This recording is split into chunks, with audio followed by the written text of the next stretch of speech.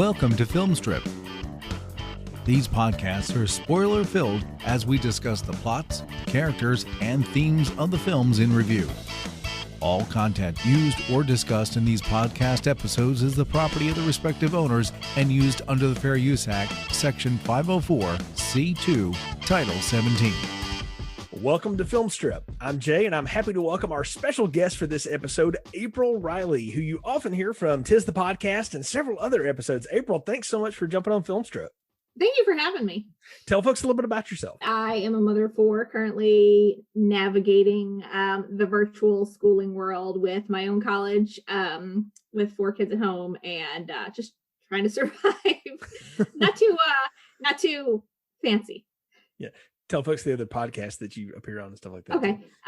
So I have appeared on a few other podcasts. I like to refer to myself as always bridesmaid, never the bride, because I'm one of the few people out there that makes podcast rounds that doesn't have their own podcast. I actually might be the only one that I know of that doesn't have their own podcast. I've been on a few episodes of the Tis the Podcast, the Totally Rad Christmas podcast, and Christmas Clatter. So I normally stick to the Christmas podcast, but this is my first foray into non-Christmas podcasting. I'm glad you decided to do that with us. We'll call you the special guest star that kind of makes the NBC rounds, So that's what everybody used to do, right? Yes, that's perfect. I will never have my life together enough to be able to run a podcast as well as people like yourself. So you assume a lot to think I've got anything together to run this show. I'll tell you that. Well, I definitely appreciate all you guys putting in the work and let me do the fun part. Oh, absolutely. Well, today we are reviewing Labyrinth, starring David Bowie, Jennifer Connelly, and all the Jim Henson Muppets. Directed by Jim Henson, released in 1986. Didn't fare great at the box office, but definitely found a life on home video and home replay, and it's considered a cult classic in the fantasy genre right now. And April, as is usual, guest picked the movie. So why'd you pick this one? Well, this is a movie. I was born in 1983, so this movie came out before I have a conscious recollection of time. So I grew up with this movie. I don't remember a time without watching this movie. So I know, early 90s, as early as maybe 7-8 years old, I started watching this, and I watched it all growing up, and my kids watched it. So yeah, it's been a solid 30 or so years that I've been watching this movie. That's awesome. I think it's neat to go back to something that you latched onto in childhood and then look at it with adult eyes. And I think it's great that you've got children who can now experience it with you too. But I have to imagine, like, today's children looking at Muppets has got to be a different thing unless they watch a lot of PBS and Sesame Street or something. Right. And I started my kids on this movie pretty young. So I feel like, maybe it's not so odd to them, but it's definitely not the quality CGI kids these days are used to. I know, right? Like it's amazing. 1986, I was 10 years old when this came out. So it was right at the point when I was kind of walking out of that type of stuff. I mean, a big Muppets fan as a kid, obviously, who wasn't? He grew up, when I did. But I remember the thing about this that I always thought stuck in my head was Jennifer Connelly's really cute. That scary person chasing her around is not, and I don't want nothing to do with that. I didn't know who David Bowie was when I was 10. That took a long time for me to get onto him. Honestly, not a huge fan. Respect his artistry and stuff, but just not my kind of music, not what I like to do, which is weird because I love like musical theater and stuff, and that's totally his bag. But I just never really landed for him. And this one, it is so rare to find something that if I have seen it, I don't remember it, April. Like, I'm pretty sure I've seen pieces of this through the years, but I don't know that I ever sat and watched it, front to back, and certainly didn't, pick up what it was about. But I think I knew what the basic story was. So it was when you pitched it to me, I said, oh, this is going to be a blast because it's rare for me to be the newbie on the show. And, what's it like to go back and revisit something from childhood now as an adult and put adult eyes on it and say, can I find things that I can still latch on to? Well, I feel like because it is so kind of ingrained for me, I've never really looked at it with a critical eye. So it's like I've watched it or I've had it on when my kids are around, but I've never, I've even gone as far like I've met Brian Henson and I've met the voice of the worm, but I've never really sat and looked at it from an adult point of view. Like there's just this automatic, I know I love this movie.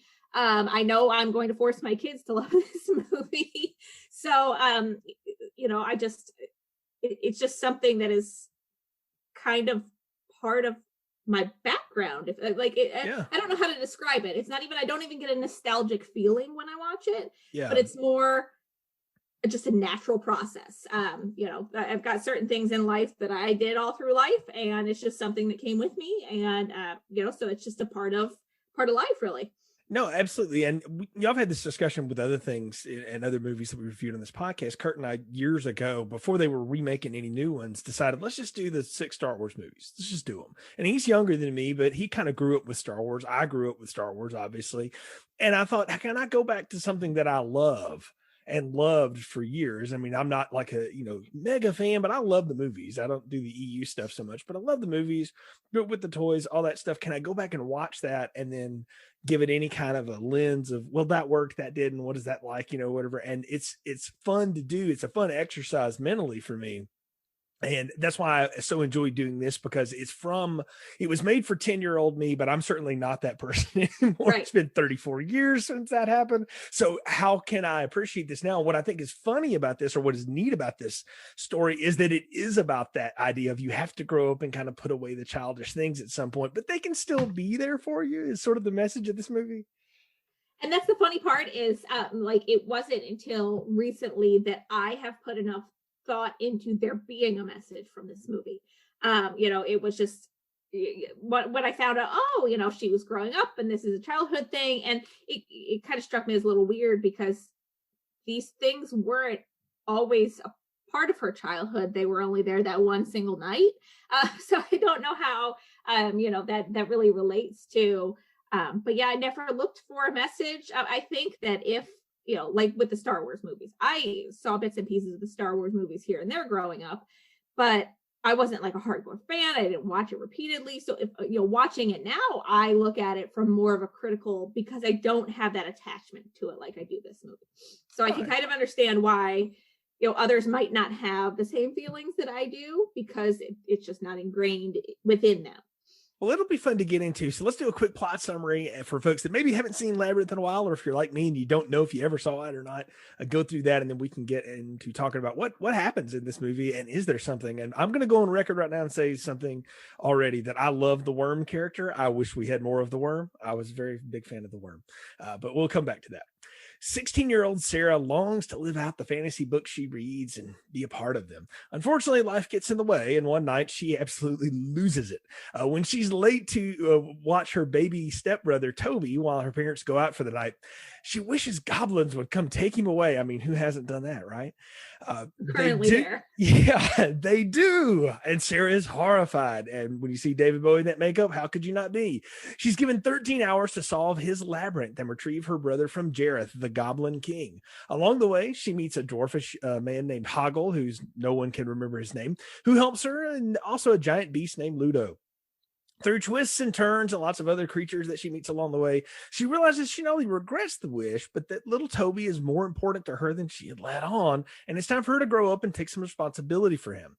In spite of the dangerous labyrinth Jareth has set her into, he doesn't really mean her any harm, which is an interesting twist in this story. He just wants her undivided attention.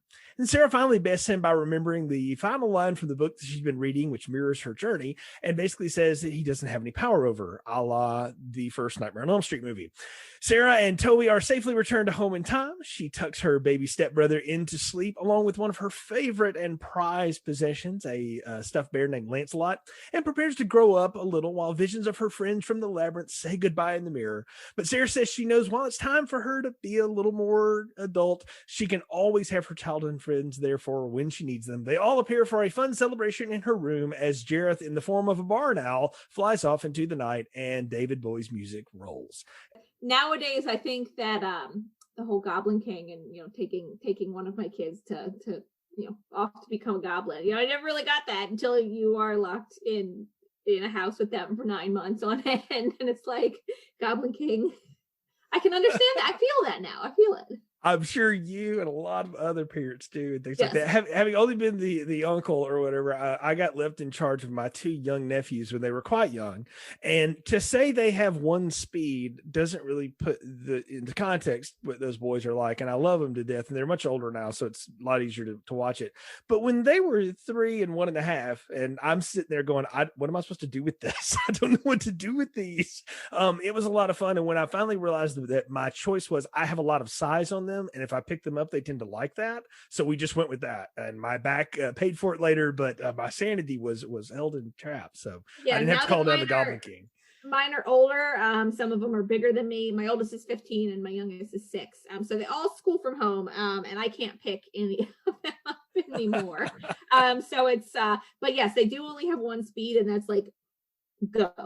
Yeah, and so I have 3 girls, so that I've got a couple of girls that just from the moment they are awake and going, it is nonstop noise, to the point where, like, my 11-year-old daughter, my husband, a couple of weeks ago, he was like, I just want to have 10 seconds of quiet. So she goes, 1 Mississippi, 2 Mississippi, counting out loud until she can resume normal conversation. Like that was peak. That's exactly what life is like for us. So it gets overwhelming because it's just constant. Like I can imagine, I can appreciate the Goblin King, just take him for a couple of hours. Well, yeah, and let's talk about that. Let's do a look at Sarah here. Jennifer Connelly, very young Jennifer Connelly. I mean, I think I've watched her whole career. Who hasn't from my generation? She really is she's really from my brother's generation. My brother's about 5 years older than me.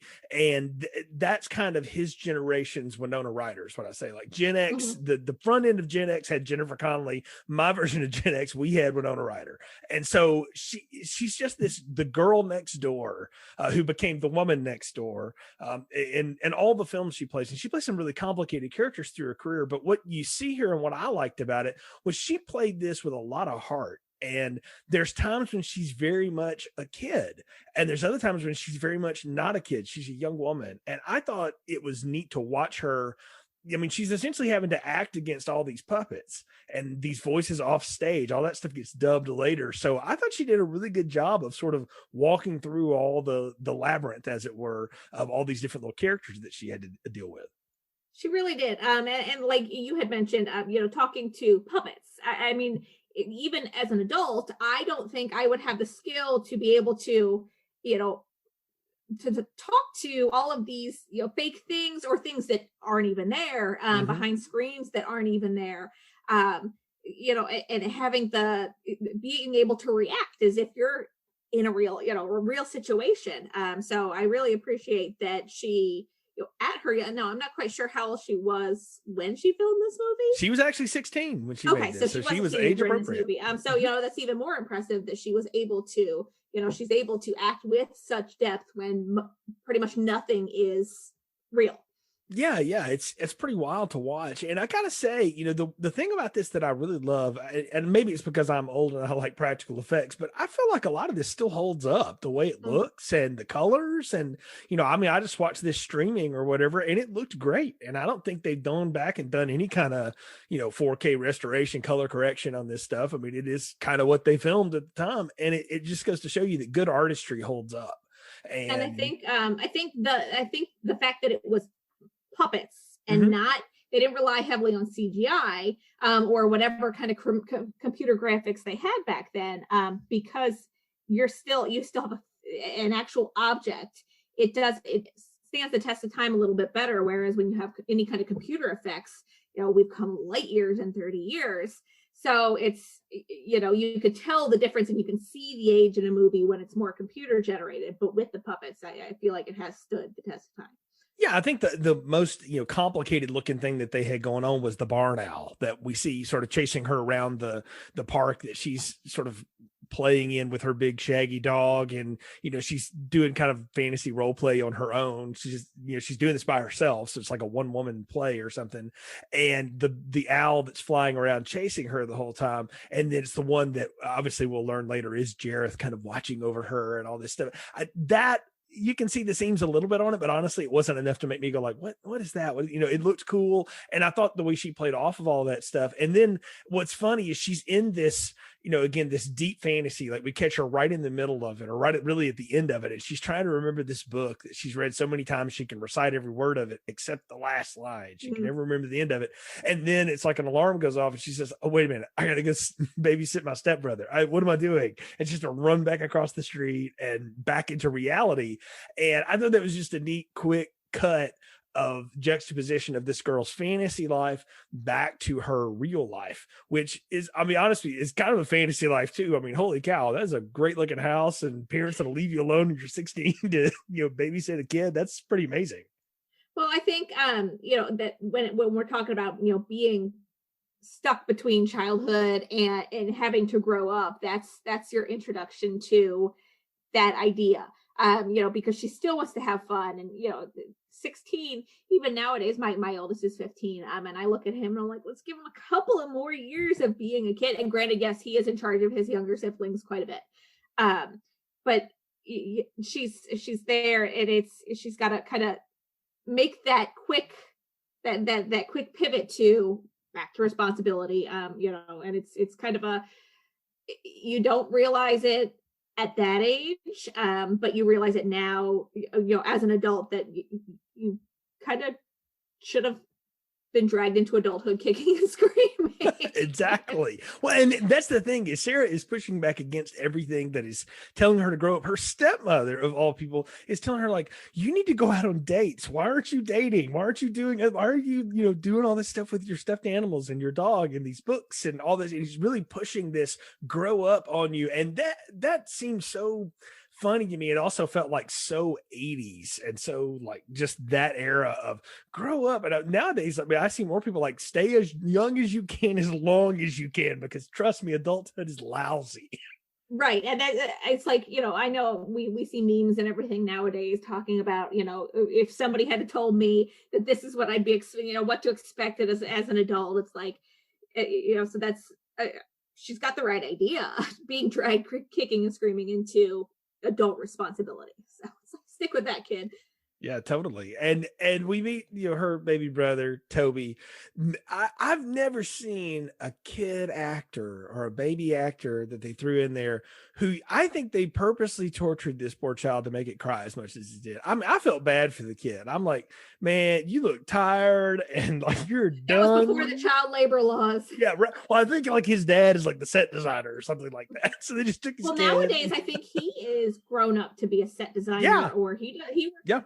And I think he worked on the new Dark Crystal. That's right. His name is Toby in real life, so I think he kind of continued that going up until now. Yeah, he followed in his father's footsteps, and I mean, I'm sure it was very much who in the crew here has a kid young enough to pull this off, so that we don't have to get doubles. Because most of the time, when you get a kid like that, you got to have two of them, right? You have twins. In fact, a lot of twins. That's how a lot of twins got hired, because it was switching the kids out. Exactly. Yeah. So you poor little Toby just cries his poor eyes out the whole movie, except when David Bowie throws him a glass ball one time, which, yes, let's give the baby glass. That's a good idea. As a kid who swallowed a Christmas ornament and survived it, I can tell you it is something you can get through, but I don't recommend the experience for everyone. I certainly don't remember it. But no, you watch Sarah with him and you can tell she's just totally put out by him. Completely. Not that she's just hateful, but she's just a selfish teenager, right? Like, she's like, I don't want to deal with you. I was, happy doing the other thing I was going to do. And I love that she just totally loses her mind and basically calls down like the thunder on him from the world beyond. Well, I think I think there's an air of, and I think it might be her half brother. I'm not sure if he's stepbrother or half brother, but I think there's that air of this is the new family. And so, without having her mother there, and it never really goes into backstory about what happened to her mother, but I'm guessing deceased. So I think there's an air that it's not just I'm a selfish teenager, but there's this, here's the wicked stepmother and this awful awful little brother that I am being forced into with a new family. I think she's got, I think that plays an element as well. Well, I mean, and what Toby really represents is real responsibility that eventually you have to take on as a teenager. Well, before you get out of high school, you get into college, all that kind of stuff. You're supposed to learn how to take care of something. I don't know if it was like this when you were still in school, April. They used to do this thing where they'd make everybody like take care of an egg for like 2 weeks or some nonsense. I had an actual baby. Well, not an actual baby. Oh, wow. It was my senior year of high school, and it was a doll. So the doll would cry throughout, and it had a key. So it had a key in its back. I mean, it would cry when it was hungry, and it didn't like, you don't have to change the diaper or anything, but in order to simulate feeding it through the night, even through the night, you had to put the key in and you had to turn it, and you had to keep it turned because it didn't stay turned on its own. So it would keep crying. You would have to keep that key turned, and this would be at 2:00 in the morning. You would have to keep that key turned until it stopped crying. And it had some kind of recording log within it that they printed out that log to see how, did you leave the baby in a car, how long the baby actually, they could check to see how long the baby was crying. So it was definitely a fancier setup than an egg. Oh, wow. Well, but still the lesson is the same, right? It's supposed to teach you all this responsibility, which you are never ready for, I don't think. And no. I mean, you have 4 kids, you would know better than me, but it's such a ridiculous exercise. But it, as an adult now, and someone who has to kind of create these kind of things for people sometimes at work, I'm like, I don't know a better way to teach it either. Like, the best way to teach, honestly, is to be thrown in the middle of something. Mm-hmm. And that's kind of what happens to Sarah here. I mean, what I'll give this movie credit for is the economic storyline of it. I mean, it's an hour and 40 minutes long, and it's really about an hour and 33 when you take out the credits and all the stuff.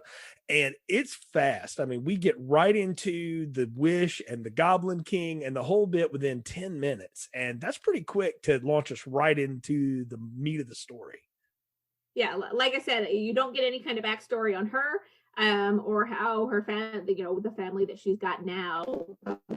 The stepmother does make it known that she is the stepmother. But other than that, you don't get any type of backstory at all. You just get that moment, and from then on, what happens. Yeah, we do the whole Alice in Wonderland kind of adventure here. And it's a good time to talk about David Bowie's Jareth the Goblin King. First off, I told you my feelings about Bowie. Where are you on David Bowie?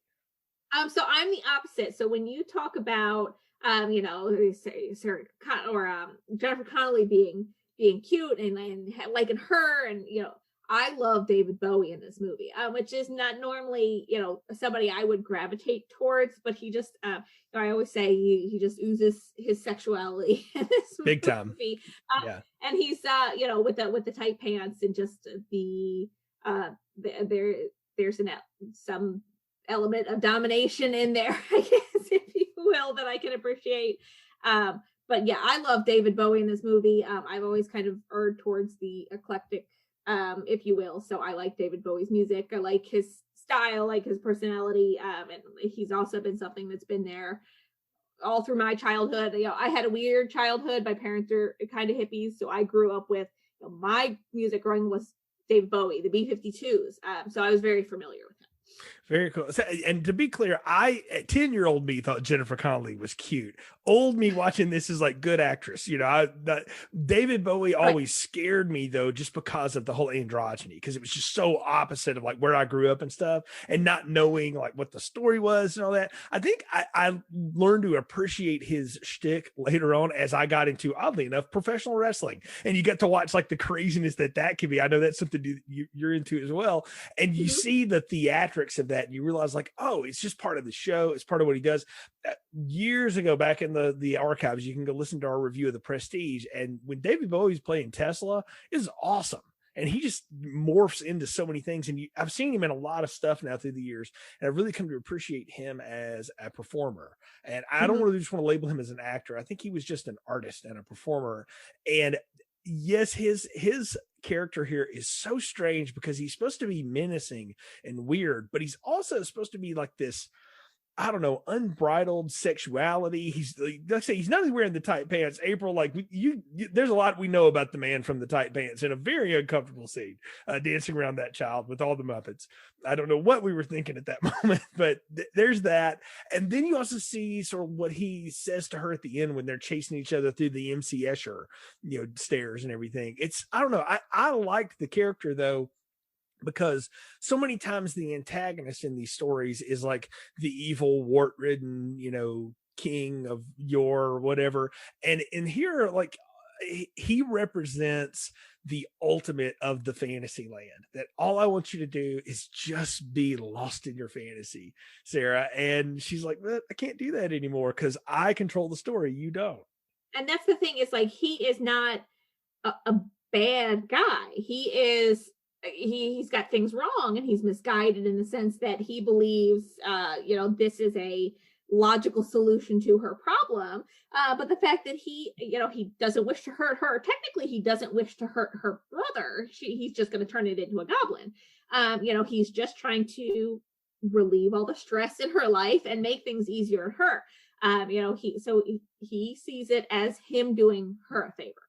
So it's hard to look at him. To me, he was never scary because he was not somebody malicious. He was just misguided. Yeah, he's not evil per se. Mm-hmm. He just lives in a different world, literally, than she does, and has its own rules. And I did get a trick out of when she's doing the whole wish for the goblin thing, and the goblins are behind the mirror. I love this whole motif that this world exists just behind the mirror, and you have the whole little horde of goblins going like, did she say it? Did she say it enough? Like, they're just waiting for it. And I had a lot of fun with that. It reminded me of some of my favorite Muppet stuff. I'm a big fan of the Muppets, all that. I mean, I grew up with all that. Like, if we were talking about the Great Muppet Caper or something, I'd be marking out the same way because I love that. And I especially love it when it's a bunch of like the nameless Muppets on the side just doing a gag, and the goblins are kind of doing that, and they're like, oh yes, another one of us is going to be created. And you get to think, like, are all of these like castaway children here that he is converted? That's a very good point. It's like, has he kidnapped quite a few children in the past? If so, where are the other sisters? If is this a pattern? So how does this work? But that's again in the kind of you don't have any backstory on it. So yeah, it's kind of why I wonder, like, if this story, if you were to do it now, if this was brand new or whatever, this would not be a movie. This would be introduced as like a series, and it would be multiple episodes, probably about 30-40 minutes a piece, be on something like HBO or Amazon would do it, maybe even Netflix, something like that. And I don't know, I just think you could expand this universe because it's certainly expandable. There's a lot to play off of and tell here. But I'm not sure how well it would do nowadays. I think the big and I can't really say popularity now because it's still pretty fringe. It's popular in certain pop culture circles that are into that, but it's not mainstream cult classic. And half the people you talk to aren't even going to know what it is. And I don't think, like, the Dark Crystal, when they rebooted that on Netflix, that didn't do too well, did it? No, it didn't. It did not land. So I have a feeling that if they attempted something like this, it's just the wrong time period. So I think that the time period that it fell into, it was perfect for it. But I don't think it would survive now if it were released like that. That's an excellent point and a very fair one. I wonder how it would have done as a series back then. Yes. Like Fraggle Rock or something like that. Exactly. Yes, good point. Yeah, that might have worked better, but it is what it is. What'd you make of the Bowie music in this too? Because this movie's a musical. I love the Bowie music in it. Yeah, I love the Bowie music in this. It's catchy, and it's very on point for David Bowie, and that's always, I think, one of my favorite things about this movie. It's like I could still sing these songs, because they're memorable. Yeah, he's got such the voice that he has is it only sounds like him. Mm-hmm. And I think it's the only way I know how to describe it. I think it's the highest compliment you can pay to any artist or any singer is that when you hear their stuff come on, it's them.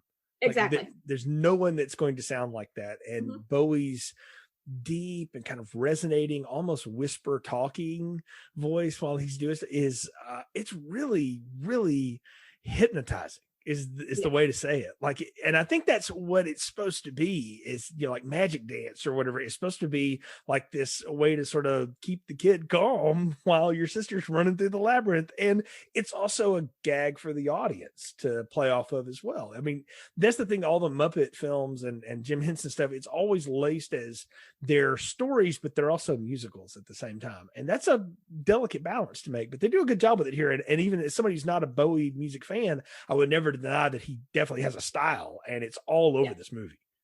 Now, I wonder how much of a hand he had in the production of the music for this. It's like, did he write the songs, or were they just handed to him? That's one thing I'm not sure on, and I'd be curious to find out whether that was his contribution to it, or if this was just, him. And if he, more power to him if he didn't write any of these songs, because he did them so well. All the vocal stuff, anything with vocals, is Bowie. Everything else is Trevor Jones, the not cinematographer, the composer. Trevor Jones does everything else. So if it's Bowie singing, Bowie wrote it. And then there's one where they collaborated, where Jones wrote the music and Bowie did the lyrics for it. But if Bowie's singing it, he wrote it. Otherwise, it's Trevor Jones's music. And that would make perfect sense, because it's the music itself is very David Bowie. Yeah, very much so. But it's neat to watch it blend too, because Bowie has such a unique style with it, and to find somebody else that can like play in that era, that 80s Euro pop, synth pop stuff that he had going on, with a little bit of like art house experimentation and stuff. I mean, it's what led to like, nowadays EDM and all that kind of stuff. Bowie's the grandfather of all that kind of music. To watch him masquerade around in this, ridiculous getup. We've talked about the tight pants, the hair. It's almost like this Tina Turner thing he's got going on. I don't know. It's very huge. A lot of Aquanet, I'm sure, to hold that up. And I'm pretty sure that was probably a wig. I don't know though. Bowie, you never know. So he's very that's it. That the ability for that hair to stand on, and maybe not, because my husband has the type of hair that I call him Iceman, because he looks like from Top Gun, where it just stands straight up, just short. Otherwise, it just goes like this everywhere. And I've always been curious. So maybe in that sense, it could happen. That's awesome. I'm pretty sure Tom Kazansky's hair in Top Gun can open doors by itself, because that character had some stiff locks in that one. Gosh. Yes. But 1986 movie, by the way, as well. So see, we're right in the time period. It's perfect. It probably was a wig, thinking about it, but it's well done. It's what I'm going to say. Like the seams on it are not noticeable. And that's one thing when you watch stuff nowadays on high def, televisions or whatever, you watch the old movies like this, you can usually see the strings, you can see all the seams, because unless they've gone back and taken all that out, and you really can't hear like the puppetry work and all the makeup and stuff is really, really well done.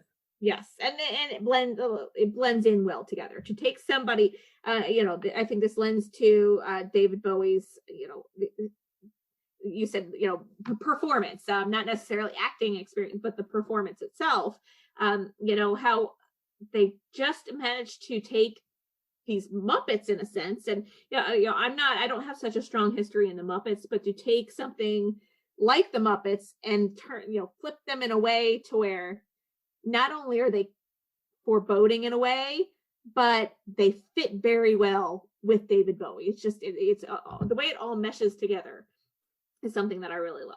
No, it does. And and as we meet our different puppeted characters and things, Hoggle's the one we spend the most time with.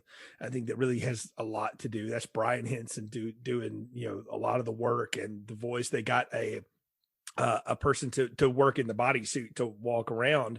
But what'd you make of Hoggle? Because I look at that character and I'm like, that's a precursor to a lot of like the favorite stuff everybody loves in Harry Potter and several other kinds of fantasy type stories that are more modern. Hoggle is the one that I dislike, in terms of the aesthetic of him, is that bugged. I don't want to say bugged me, but how you were a little bit afraid of Jareth. That was Hoggle for me, because with the big bulbous nose and just the way his skin looked and the way his eyes had that had a quality of the animatronics at Chuck E. Cheese back in the day. Yes, very trollish in a way. Right. Too. So he was a troll.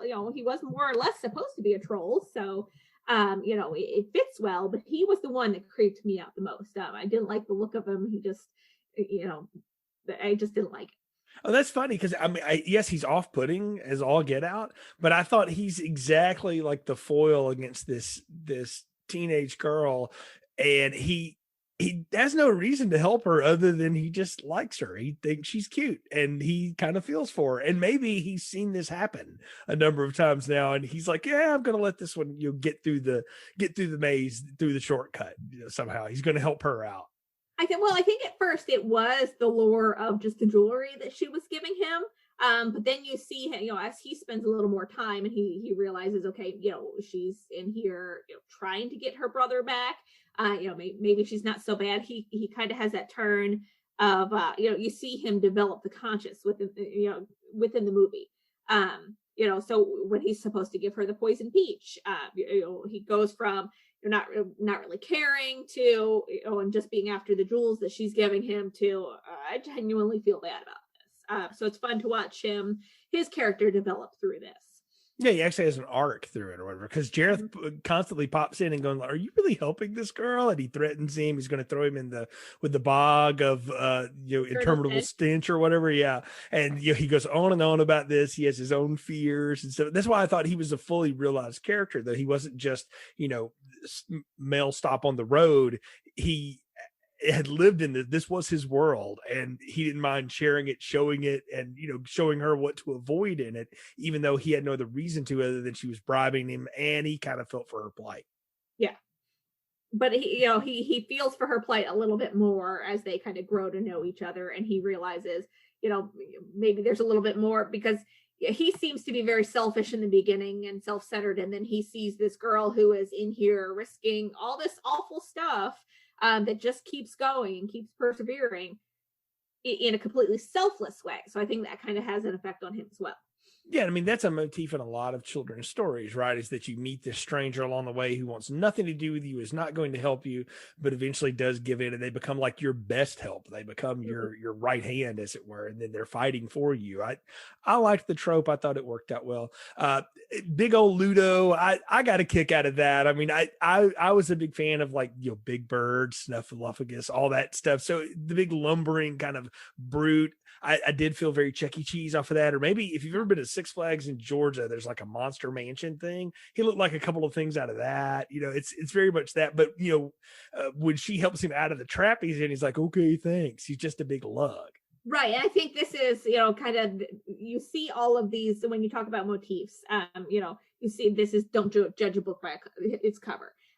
Because here's this big, horrible, scary looking beast that, everything else is attacking because they think it's dangerous. And then when you turn out, he's just this big oaf that, he's a big giant puppy.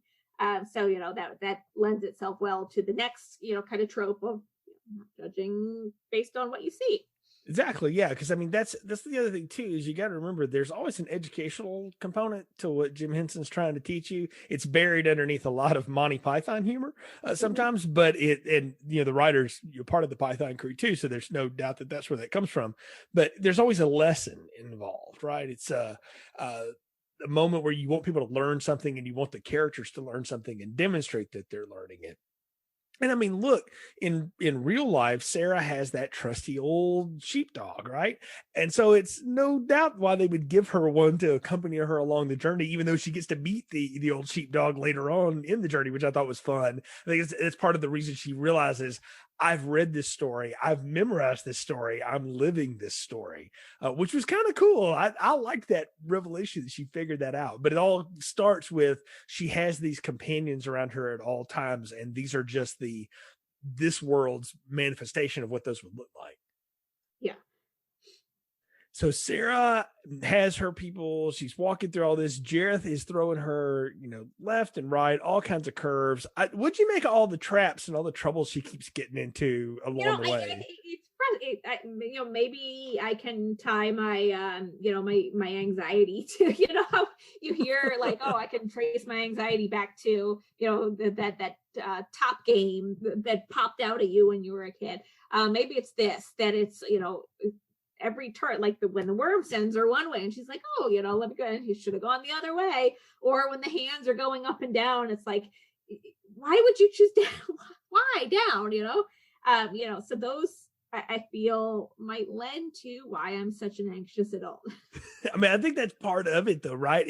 And what you realize Sarah does, man, one of my favorite ones are the door knockers, where one of them's got the knocker in the ears, so you can't really hear. The other one's got it in the mouth. So you got to take that one out and you ask it something, you put it back. It's like learning how to solve a puzzle. And people always often ask, like, how am I ever really going to use the algebra I learned and all this stuff? You're actually going to learn all the game stuff that you learn how to do, all the puzzle solving helps you think critically. And what I loved about about it is you watch Sarah realize like, wait a minute, I know how to solve this. And she just sort of works through it and processes through her own problems the whole time. It's also, it lends again to the motif of I'm living the book I've read a million times idea, right? So which is neat. But I liked watching her solve all the puzzles. And then the puzzles were usually a good bit of interjected humor in between all the tension scenes. And it's funny, you see her, she starts cocky with the puzzles, like, I know the answer to this, and then as she realizes, every time I think I've known the answer to this and I've been cocky about it and I refuse to think about it, I've been wrong. So you see that revelation within those riddles and those tricks that they throw at her, that things aren't always what they seem, and to pay a little bit more attention and to think about things a little bit more, opposed to automatically thinking you have the answer for everything, which is every teenager on earth. So right. I mean, yeah, is it, I mean, you have a teenager, right? You know what it's like, and you remember what it's like to be a teenager. You don't mean to come off that way. You just realize you know a lot more than people give you credit for. So you get off on the hubris of, I know all this already, but you really don't know. Because the thing is knowledge does not equal experience, is the lesson. And it's knowing how to apply knowledge that builds experience. Right. It's the, kind of the knowledge versus wisdom. You may know something, it's always like, you may know that tomato is a fruit, but wisdom is not putting in a fruit salad kind of thing. Exactly. So you see that knowledge versus wisdom, and how she's got to kind of come to grips with her own humility and being a little more realistic with the situation. Yeah, absolutely. And I mean, that's the fun part of watching her grow up in front of us here. Because this story is supposed to be about a girl that needs to kind of grow up, quote unquote. And we're watching her do it while also hanging on to the things that are important to you. And I mean, the biggest thing is when we get to the big end where she's at the castle and she's finally in the room that's got all the stairs that are going up and down. And, again, it's modeled off of the Escher relativity lithograph that everybody's, if you're a freshman in college, you had it on your wall, all that kind of stuff. You could see those. And I love that it's another puzzle for her to solve. And what she realizes is that if I just keep running around these stairs, I'm never going to catch my brother. Like, it's meant to keep you in the rat race, right? And there's a lesson in that. It's like, sometimes you just have to stop and go, hold on, what's the actual problem here? And you watch her process that and do that. And that's when she gets to confront Jareth one-on-one. And I thought that was great. I mean, I dropped it in the plot summary. It reminded me of the end of the first Nightmare on Elm Street movie where, Nancy just wishes Freddy away, but that's what happens in The Monster. Sometimes you realize that it's not real and you can walk. Right. And it's almost like a full circle, like where we see at the beginning, there's a cockiness of, I know everything, and that messing her up. And then that progresses to, using a little bit more constraint and thinking the things through, to all the way having the answer once again, and just believing, not so much arrogance, but more confidence within yourself that, I have the answer. I hold the power here. So it's fun to watch that come in a circle that benefits her. Yeah. And what you make of the thing that Jareth is offering her basically is you can eternally live in your dream world if you'll just, give yourself over 100% to me. Like I said, nowadays that does not seem such like such a horrible offer. And I like if David Bowie showed up, granted that's not going to happen, but if David Bowie showed up at my door and offered to take my kids for me and he could just take care of me, I would accept that offer in a heartbeat. Yeah, no, if David Bowie shows up, just you've been playing with the Ouija board again. And right. Yeah, I mean, I think I've been in quarantine a little bit too long if David Bowie shows up. Yeah. But I remember, kind of growing up, I don't know, there was, as a female and having those fairy tales, kind of sold to you growing up, this was my fairy tale in that weird way. So while some people had their Prince Charming and Cinderella and the Disney movies, this was more my speed in terms of that would be David Bowie offering to take care of me forever if I, just let him dominate, or let him control, or, that was my Prince Charming.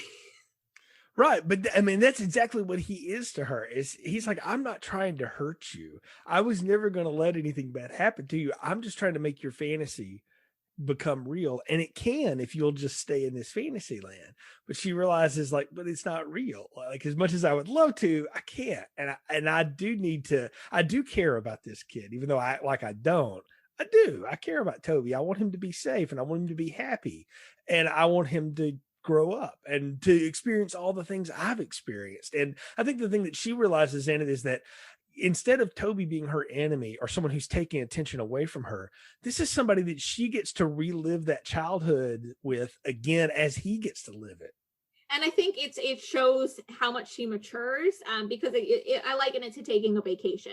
I do, in a normal world, I take vacations without my kids, and it's wonderful to have that 4 or 5 days without my kids and just, being able to do whatever I want to do, without having them fighting or crying or, complaining or with the attitude. But at the end of those 4 or 5 days, it's time to go home. I know it's time to go home. I'm not staying wherever I'm at. I'm not going to run away completely. So I think, that shows the maturity on her part, that she realizes, okay, in the short term, that may sound great because I don't want to listen to this kid cry and I just want to be a kid. But in the long term, that's not reasonable. That's not okay. So it shows how she matures. Yeah, absolutely. And she does. And she makes that decision. They get back home. And what I love is that at the end of it, where everything's been put back right, at the last minute, Dad, Mom come in, you hear, yeah, everything's fine. And she's like taking things down off of her mirror, and she's trying to like put away some of the kid stuff, right? Because she's like, okay. And I love how, Hoggle and these other people pop up behind her like, bye, Sarah. Like it's your childhood waving goodbye to you. And what really touched me and just gave me a little bit of a pang is there's stuff from my childhood that I still watch and talk about and think about and stuff. And I'm so appreciative that I haven't just let that go through the years. But at the same time, this movie kind of teaches you it's okay not to completely let it go. Because as she's thinking it, they're like, we have to go away now, but should you need us? Basically saying, hey, if you ever need to be a kid again, we're here and that's okay. So as she's taking things down and she's growing up a little bit, they're still there saying, hey, we might not be here as much, but it's still okay for us to come back every now and then. So I appreciate that because, I do a lot of big kid stuff. I love, I love wrestling. I love going to Disney World, without my kids. So I like doing a lot of those things, and it's perfectly okay not to let those go. My mortgage is still paid, but I go to Disney World as an adult. So. Yeah, right. And I think that's the lesson here, and what Jim Henson's whole life was really about was you can always be a little bit of a kid, and maybe you should, because it will soften all of the stuff that lays on top of you that's real life if you'll just give into your childhood a little bit and the things that you love, whether it was playing jacks in the backyard, in the dirt with your friends, or if it was just riding your bike or taking a walk, or if it was playing with your stuffed bears and watching movies you like and stuff like that. There's something really sweet and innocent about that I think we can all find an escape in. We all have one. And that's what I love. The message of this is that it's okay to do. And what I love that the Jarethal is watching that, like going, okay, I'm not completely out of her life. And he just kind of flies off into the moonlight. I enjoyed that. Yeah. I think it wraps it up nicely. So to where, yes, she knows it's time to move on, but she's always got her comfort there with her. Yeah, and they have a big party at the end, and we get some more David Bowie music. So yes, and it's like, how do the parents not hear that? I mean, when you're in your old fantasy land, though, that could just be her head. We don't know. I mean, I love the play of that and how that works. And well, April, we're at the part of the podcast where it's time to give final thoughts, recommendations, and popcorn ratings. So, what are yours for Labyrinth? So, my final thoughts on this. I think this is kind of a timeless movie that if your tastes are a little bit eclectic, I think that kids these days are going to enjoy just as much as they did 30 years ago. I don't think it's going to be ever mainstream, but the people who are going to appreciate it, I think, whether they're from the 90s or from the 80s or from the 2000s, there's enough to appreciate there, and it does stand the test of time. As my popcorn rating, I would give it a large popcorn. I don't think it's the best thing I've ever seen in my life. Obviously, like I said, it's kind of a fringe movie, but it's one of, it's always going to be one of my favorites. So I'm always going to, like I kind of said earlier, I force it on my kids. I'm always going to hype this movie up because it stayed with me for 30 years. So, anything that stays with me that long, it's gotta be a good thing. It's obviously something about it that made it last for you. I got to tell you, I'm so glad I finally watched this in entirety and saw all of it and got to experience it for what it is. And I tried to think back, like, would I have really appreciated this if 10-year-old, 11-year-old me had watched it when it was on Showtime or whatever? And I don't know that I would have, because of just where I was in life and sort of, things like that. But I realize now, like, there's just so much heart to this. Mm-hmm. And it's sad to me that it wasn't a hit or anything. And I know Henson really struggled with that for years because he thought he really had something and it just didn't happen. But I liken this to the way The Thing from John Carpenter has grown on people through the years. Carpenter makes a joke all the time. He said, I love it when people come up to me at conventions and tell me they love The Thing. And I say back to them the same thing. Where were you when that movie was released? Because nobody liked it when I made it, but I'm glad you like it now. And if Jim Henson were still here, I think he would say the same thing. And Brian Henson certainly says that too. I'm glad you like it now and that it does have its lasting effect. And I think there's something neat about the fact that this is a niche thing. It's not for everybody. And that's okay. That's cool, because it's neat to have stuff that is just yours. So I think it's so cool that you've been able to share that you share it with your kids, and that you tell other people about it too. I think that's the fun part of having something that is yours that maybe not everybody else got into, that you can share with them. So it's a lot of fun. It goes by real quick. Conley's great in it. David Bowie is David Bowie in it. The music's fun. The puppets look great. I mean, I've talked about all that stuff. It's definitely a large popcorn. I'll join you in that large popcorn. I think it's a really fun movie. And definitely, if you haven't checked it out, or if it's been a long time since you had, certainly worth going back and taking a revisit with and looking at. April, thanks so much for coming and being a part of the Film Strip podcast. Tell folks how they can follow you on social media if they want to do so. I'm pretty active on Twitter. You can find me at April and PJ on Twitter. Fair warning, I talk mostly about wrestling on Twitter because I am a big wrestling fan. Other than that, I don't have a huge social media presence outside of the personal stuff. But yeah, Twitter is where I go to share the thoughts that I can't share with my mother. Well, look in the show notes. You'll see April's Twitter in there. Definitely worth a follow. And yeah, if you're into wrestling, this is definitely the person to follow when one of the big events is happening and stuff like that, because it's you'll get good reaction from it. It's always a lot of fun. Again, thanks for being a part of Film Strip, April. Folks, thanks so much for listening to this episode of Film Strip. Go to filmstrippodcast.com. You'll find links to where all of our podcasts are found. Spotify, Apple, Google. We're all over the place where you find our shows. Our extensive archives are all there. But if you really want to get through the archives, go to our Letterboxd page. Just look for Film Strip Podcast, and you'll see all of our titles there, all nearly 300 episodes. You can sort them by the year they were released. You can sort them by the year that we did the episodes, and each one of them has a show link in it that'll take you to where you can download the podcast. You can follow the show's social media at Film Strip Pod on Facebook, Twitter, Instagram.